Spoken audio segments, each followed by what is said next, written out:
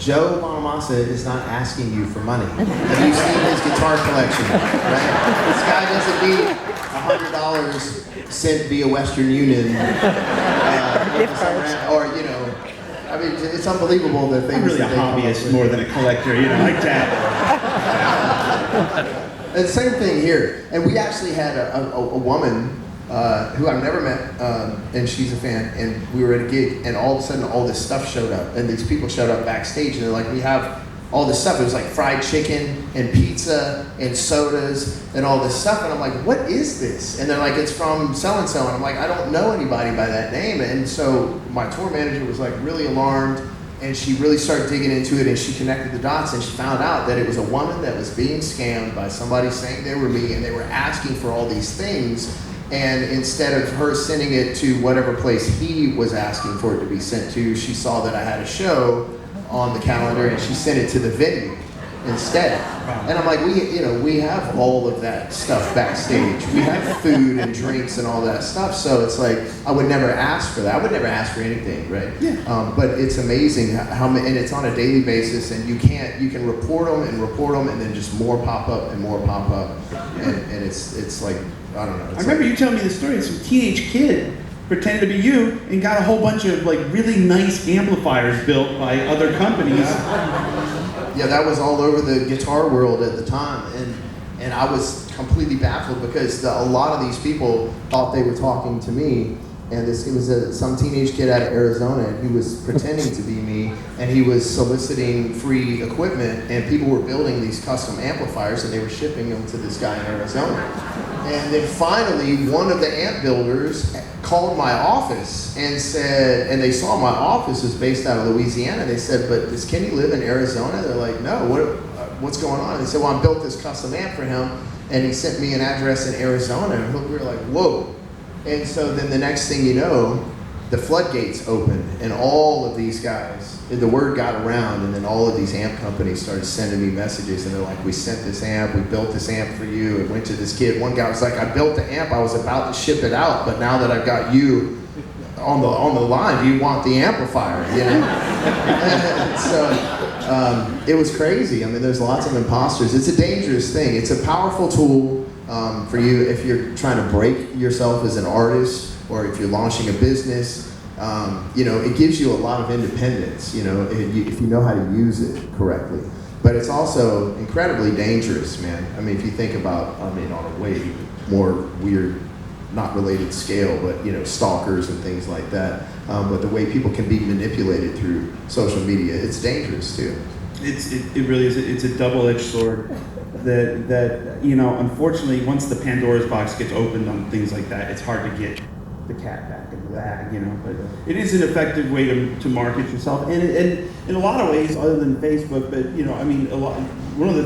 some of my favorite musical discoveries have come from people who are just putting themselves out there. And 25 years ago, you needed to, have a record company and this machine to do that marketing for you. Now, like, people are getting discovered on Instagram. Right. I have a story for you.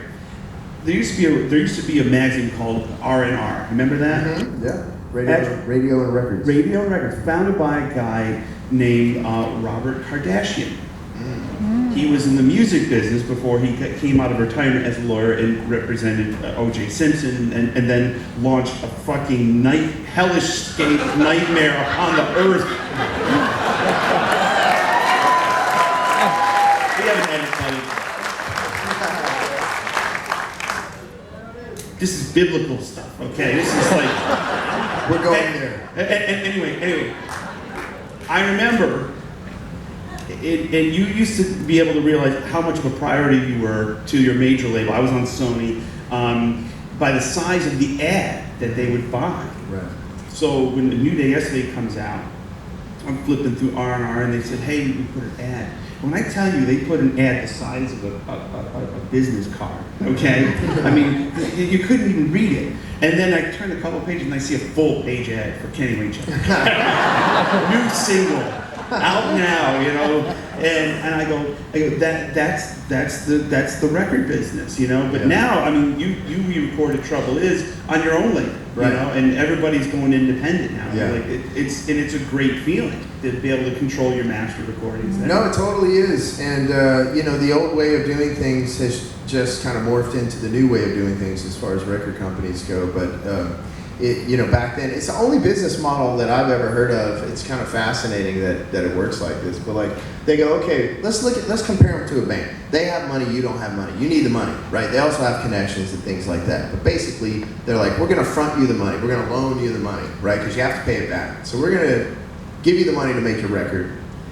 And then we're going to spend the money to market it and manufacture it, put it out there. We're going to use our contacts and you know, we're going to get it on the radio if we can. And we're going to charge all of that back to you.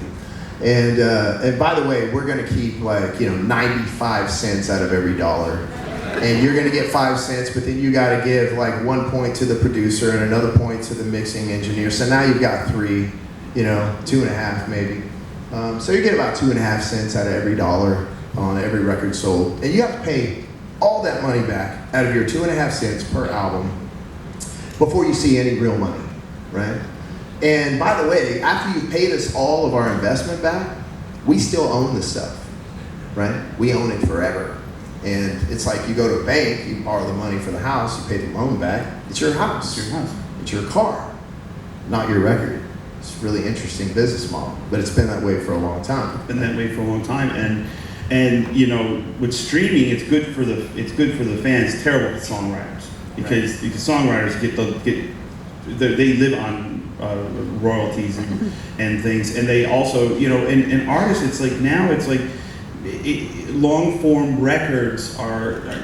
I'm starting to doubt the validity of a long form record as opposed to just putting out singles. Right. And because it still costs the same as it did 20 years ago to make a record, it just I mean, a show of hands, okay? How many people have a CD player in their car right now? Because you fucking drive old shit. True. Get a new car. Costs money to get on a cruise.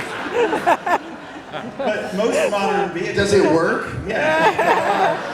Oh, okay. For those who don't still have a Sony Discman, okay. CDs, the actual vehicle, no pun intended, to play the music, it's being phased out, right. You know. And it's like if somebody gives me a CD, I don't believe it. You can't put them in the computers anymore. You can't. The cars don't come standard, you know, with CDs. So it really is a digital business, you know, and so, you know, as somebody who owns the masters now, it's more important than ever. Absolutely. That's why I think it's so clever you re-record Trouble Is, and now you own that master recording. Yeah, there's a business case for that for sure. And, you know, we're coming up on the 30th anniversary of the first album, Ledbetter Heights, and we're in the process of doing that for that record as well. We'll probably do another tour similar to The Trouble Is, where we play the whole album live in concert. But the Trouble Is was a very close, faithful recreation with some subtle changes here and there, so that people knew they were hearing something new, not just a clone of the original. But the Ledbetter Heights album there'll be much more liberties taken, because, you know, on that record, I mean, I didn't start singing lead vocals till my 4th album. But on the first album, we had a different lead singer than the second album. Right. So we still have Noah. Noah's been singing in my band now for 26 years. And he does a great job. And, so when we did Trouble Is, we could really recreate that album. We had all the guys, you know. We had Noah, we had Chris Layton, we had Reese Winans, we had Jerry Harrison producing it. The only guy we didn't have was Tommy Shannon and James Cotton from Muddy Waters Band, who passed away several years ago. But we could recreate that. The first album, completely different group of guys, except for Chris Layton, and different singer and everything. So the goal won't be to faithfully recreate that. I think this will be, well, this is how we sound playing that music today. Yeah, it's a great idea. Yeah. And speaking of band, you and I are two very lucky individuals that we can both say that every night we get on stage, we share the stage with a member of Double Trouble. I know, right? Steve, we're the only two people that can say it. Reese Winans, who's been in our band now almost a decade.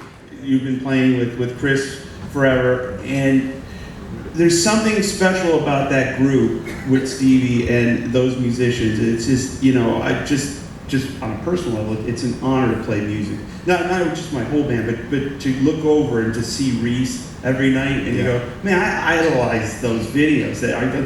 That's the guy from Mardi Gras. I mean, it's like, it must be like surreal to look back and that's Chris Layton. Yeah, it never gets old, I can tell you that. And he's such a great, they're both such great musicians, man.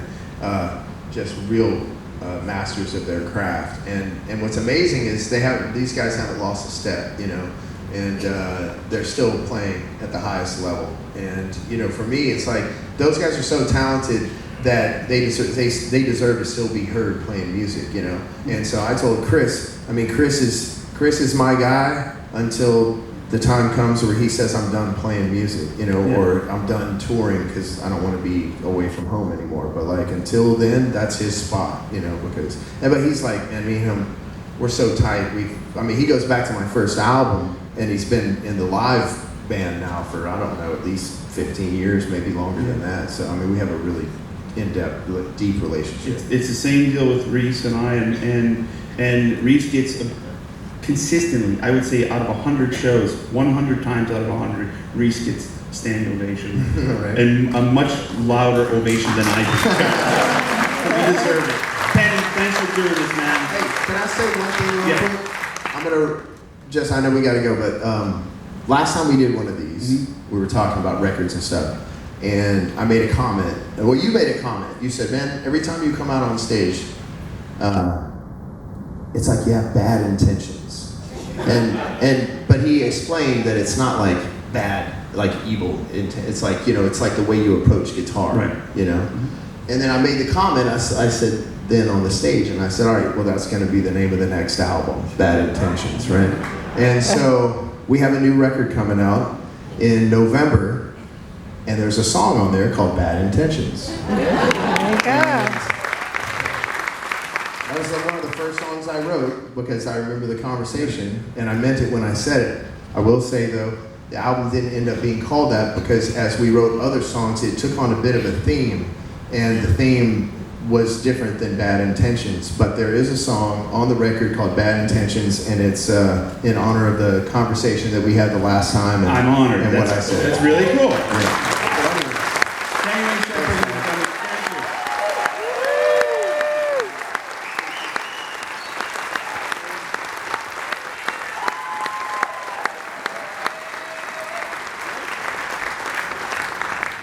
So my next guest is a gentleman who's in a band that I've admired for a very, very long time.